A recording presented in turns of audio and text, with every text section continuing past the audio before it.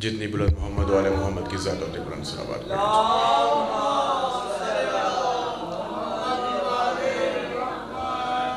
جن جن قلوب میں مودت حیدر کرار موجزن ہے وہ بلند صلوات پڑھیں۔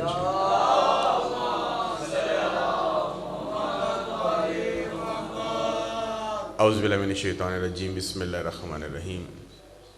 الحمدللہ الذی لا یبلغ مدحتہ القائلون ولا یقصی ناماءہ العادون ولا یؤدی حقہ المجتہدون الذی لیس لصفتہ حد محدود ولا نعت موجود ولا اجر ممدود ولا وقت معدود هو الذی ارسل رسولہ بالہدی ودین الحق لِيُظْهِرَهُ عَلَى الدِّينِ كُلِّهِ وَلَوْ كَرِهَ الْمُشْرِكُونَ اما بعد، الصلاۃ والسلام وتحیۃ والاکرام علی اشرف الانبیاء والمرسلین خاتم النبیین سید المرسلین رحمت للعالمین وعلی آلہ الطیبین الطاہرین المعصومین المظلومین فقد قال اللہ تبارک و تعالی فی کلامہ المجید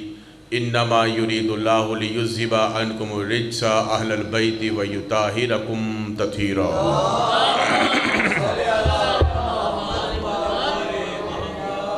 ثم قال بسم اللہ الرحمن الرحیم انی جاعلک للناس اماما صلوات بر محمد و اہل بیت۔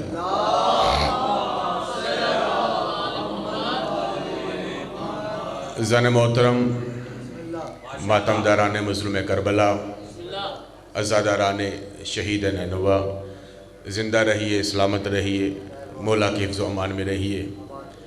سورہ بقرہ ارشاد پروردگار انی جاعلک للناس اماما، اے ابراہیم ہم نے آپ کو تمام انسانیت کے لیے امام بنایا۔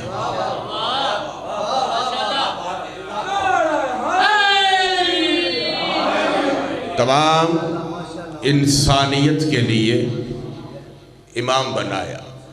تو ابراہیم علیہ السلام نے کہا پروردگارا اگر یہ منصب امامت عطا کر ہی دیا ہے تو کالا من ذریتی، اس کو میری اب ذریت میں رکھنا، میری آل میں رکھنا، میری اولاد میں رکھنا۔ تو پھر پروردگار عالم نے کالا لا ینال عہد الظالمین، ٹھیک ہے اب یہ منصب کسی ظالم کو منتقل نہیں ہوگا۔ پروردگار عالم فلسفہ امامت پہ روشنی ڈالتا ہے۔ امام کون ہوتا ہے؟ کن صفات کا مالک ہوتا ہے؟ خاطی ہوتا ہے یا معصوم ہوتا ہے؟ ظالم ہوتا ہے یا مظلوم ہوتا ہے؟ نص کے ساتھ ہوتا ہے یا اجماع کے ساتھ ہوتا ہے؟ امام کون ہوتا ہے؟ میدان سے فرار ہوتا ہے یا حیدر کرار ہوتا ہے؟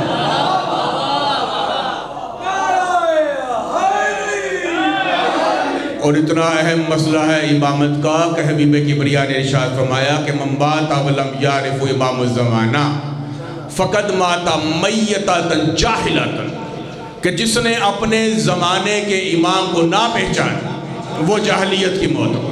الفاظ ہیں یعرف امام الزمانہ، جس نے اپنے زمانے کے امام کو نہ پہچانا۔ بھی ایسا پتہ چلا کہ ہمارا کام امام بنانا نہیں، امام پہچاننا ہے۔ اور جسے پہچان ہو جائے چاہے نابینا بھی کیوں نہ ہو پہچان کر لیتا ہے۔ کوفہ کی مسجد میں علی مشکل کشا نے نماز پڑھائی، پچھلی صفوں میں موجود نابینا صحابی نماز ختم ہونے کے بعد تڑپ کر بولا کہ من حاضر رجل، کون ہے یہ آدمی جس نے رسول خدا والی نماز پڑھا دی؟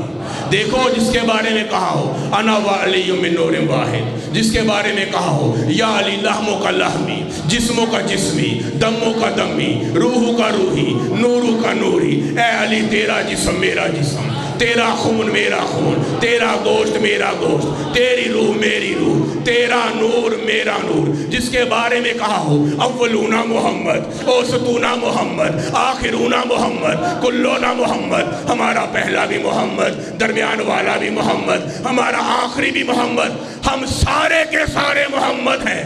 تو جب سارے کے سارے ہیں ہی محمد تو پہلے نے دوسرے جیسی، دوسرے نے پہلے جیسی نماز پڑھا دی۔ امت کل بھی پریشان تھی، امت آج بھی پریشان۔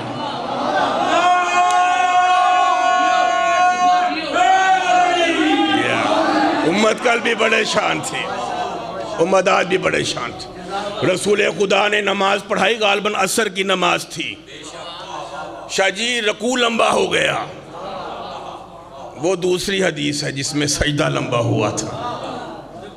رکوع لمبا ہو گیا، صحابہ پھر اٹھے، دیکھنے لگے کیا وجہ بنی، لیکن کچھ دیر کے بعد پھر اسی روٹین سے نماز ختم ہوئی۔ سرکار دو عالم پہلی صف میں دیکھا، دوسری میں، دیکھتے دیکھتے آخری صف میں نظر پڑی، علی بیٹھے تھے۔ کہا یا علی آج نماز میں اتنی دیر کیوں کر دی؟ مولا نے کہا یا رسول اللہ میرے کانوں میں اذان کی آواز آئی، میں نے سوچا کہ تجدید وضو کر لوں، وضو تازہ کر لوں۔ گھر میں گیا، حسن و حسین بھی نہیں تھے، فضہ بھی موجود نہیں تھی۔ ابھی میں ان کو تلاش ہی کر رہا تھا کہ غیب سے کسی کی آواز آئی، یا علی اپنے دائیں جانب دیکھیے گا۔ میں متوجہ ہوا تو ایک سونے کا تشت تھا، پانی سے بھرا ہوا، اس کے ساتھ ایک تولیہ لٹکا ہوا تھا۔ میں نے اس تشت کی جانب ہاتھ بڑھانا چاہا، تشت کا پانی خود بخود میرے ہاتھوں پہ آ گیا۔ میں نے اس پانی سے وضو کیا، تولیے سے اپنا جسم خشک کیا۔ یا رسول اللہ اس پانی میں اتنی خوشبو تھی کہ ابھی تک میرے ہاتھ خوشبودار ہیں۔ رسول خدا نے کہا یا علی جانتے ہو وہ تشت جنت سے آیا تھا، وہ تولیہ فردوس سے آیا تھا۔ تشت لانے والا جبرائیل تھا، تولیہ لانے والا میکائیل تھا، اور یا علی جب تک تو نماز میں شامل نہیں ہوا اسرافیل رکوع کی حالت میں میرا گھٹنا پکڑے ہوئے کھڑا رہا۔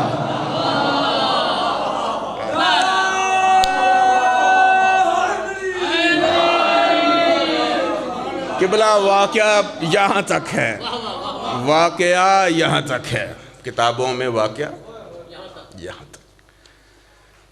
نتیجہ یہ دینا چاہتا ہوں کہ رسول کی نماز میں جب تک علی نہیں آئے، رسول کی تو مکمل نہ ہوئی۔ ملا تیری علی کے بغیر کیسے مکمل ہو گئی؟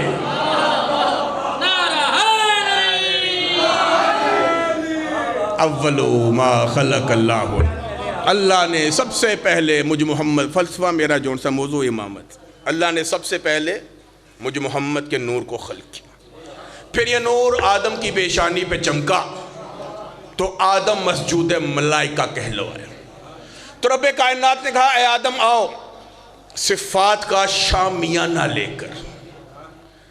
نوح کو کہا آؤ نجات کا سفینہ لے کر۔ یوسف کو کہا آؤ حسن رخ زیبا لے کر، اور ابراہیم کو کہا آؤ اور گلستان کو سجاؤ، کیوں؟ وہ آنے والا آ رہا ہے۔ بہت توجہ، وہ آنے والا آ رہا ہے۔ میں بھی انتظار کروں گا، تم بھی انتظار کرنا، وہ آنے والا آ رہا ہے۔ اور خبردار جو بھی اپنی اپنی باری میں اپنی اپنی قوم اور اپنی اپنی امت کے پاس جائے گا، یہ نہیں کہے گا کہ میں آیا ہوں، بلکہ کہے گا کہ ابھی تو میں آیا ہوں، آنے والا آ رہا ہے، آنے والا آ رہا ہے۔ تو پتہ چلا کہ آنے والے کا انتظار کرنا بدعت نہیں، سنت انبیاء۔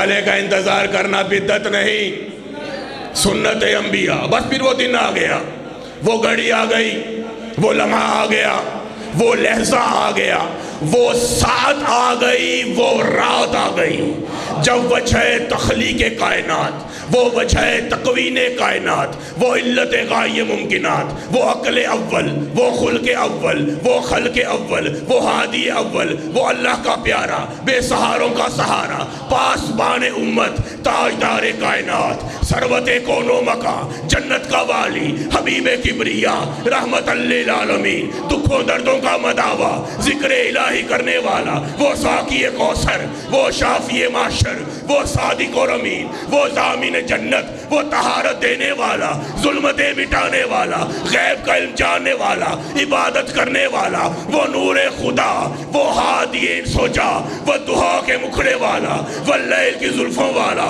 وہ قاسم کوثر، وہ لطف و عنایت کا پیکر، وہ یتیموں کے سر پہ ہاتھ رکھنے والا در یتیم. جب اس دنیا میں آیا تو لکھنے والوں نے لکھا کہ آتش قدح فارس بجھ گیا، کسرے کیسر کے 14 مینار گر گئے، 14 مینار گر گئے. قبلہ بہت تلاش کیا، 2 گرے ہوں گے، 8 گرے ہوں گے، 10 گرے ہوں گے، لیکن ہر کتاب میں یہی روایت تھی کہ 14 مینار گر گئے. 14 مینار گرانے کا مطلب یہ تھا کہ اس نور نے آ کے بتلایا اکیلا نہیں آیا، 14 ساتھ لایا.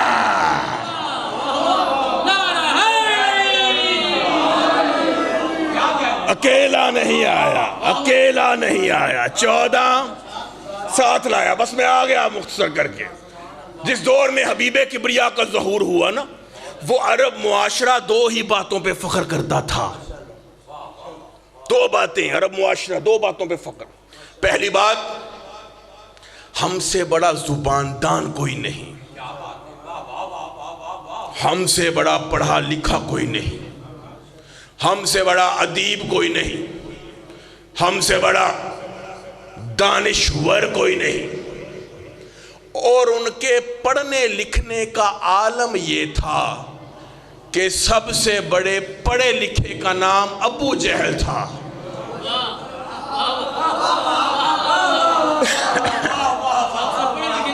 سب سے بڑے پڑھے لکھے کا نام عمر شاہ جی ابو جہل. اور دوسری بات جس پہ وہ عرب معاشرہ فخر کرتا تھا، ہم سے بڑا پہلوان کوئی نہیں، ہم سے بڑا شیر کوئی نہیں، ہم سے بڑا طاقتور کوئی نہیں، ہم سے بڑا سورما کوئی نہیں. تو پروردگار عالم نے ان دونوں چیزوں کے مقابلے میں اپنے حبیب کو 2 معجزات عطا کیے. ان کی زبان کے مقابلے میں قرآن کو اتارا، زبان کے مقابلے میں قرآن کو اتارا، تلوار کے مقابلے میں ذوالفقار کو اتارا.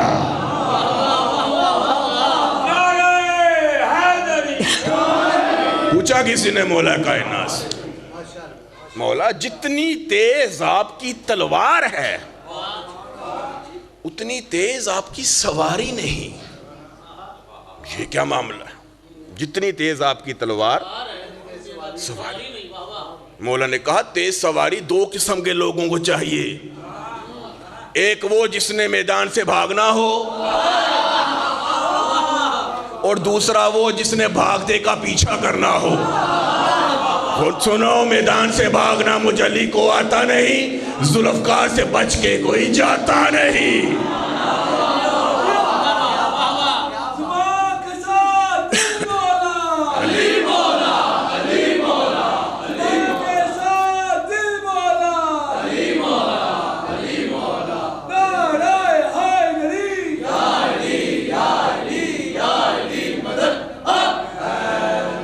بس آخری نقطہ سمجھا کے میں جاؤں. کہاں کہاں سے علی کو نکالو گے؟ کدھر سے؟ کہاں کہاں؟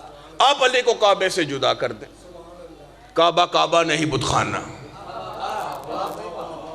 آپ علی کو بستر رسالت سے جدا کر دیں. اپنے نفس کو بیچ کر مرضات اللہ خریدنے والا کوئی نظر نہیں آئے گا.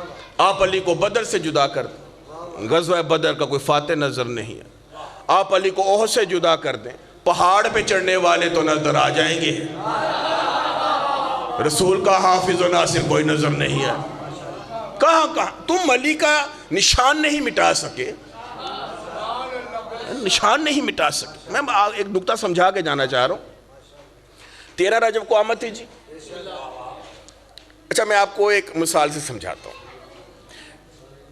غلام عباس بھائی, کسی دیوار میں اگر دراڑ آ جائے, شگاف آ جائے, گھر میں آ جائے, اللہ نہ کرے کسی گھر میں کوئی دراڑ آ جائے دیوار, تو مستری مزدور سے ٹھیکیدار سے کہیں گے تو وہ کہے گا جی اس میں مسالہ بھر دیں, شاید یہ پر ہو جائے, شاید یہ پر ہو جائے. لیکن اگر دیوار نہیں بنا دی جائے تو نہ شگاف رہے گا نہ وہ دراڑ رہے گی. اگر دیوار نہیں بنا دی جائے تو نہ شگاف نہ وہ دراڑ. ختم.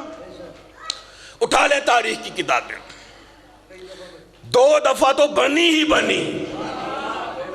علی کی آمد کے بعد کعبہ کم از کم 2 مرتبہ دوبارہ تعمیر ہوا. دیوار جب بھی بنتی تھی دیوار پھر بڑھ جاتی تھی. ڈالر خرچے گئے, ریال خرچے گئے, بڑے بڑے انجینئرز کو بلایا گیا, لاکھوں لے لو, کروڑوں لے لو, اس نشان کو ختم کر دو. نہیں ہو سکا. ایک انگریز انجینئر آیا, بڑا زور لگایا, پوچھنے لگ پڑا, tell me about the history of this sign. اس نشان کی ہسٹری تو بتاؤ. تو کہنے لگے یہاں حیدر آیا تھا, یہ وہ حیدر تھا جس نے خیبر اکھاڑا تھا, مرہب پچھاڑا تھا, اور رسول نے اس کے نام کا نعرہ مارا تھا, اور اللہ نے اس دیوار کو پھاڑا تھا. اوزار پھینک کے کہنے لگا معافی دے دو, جسے خدا رستہ دے, بندوں کی کیا مجال کے اسے بند کر دے.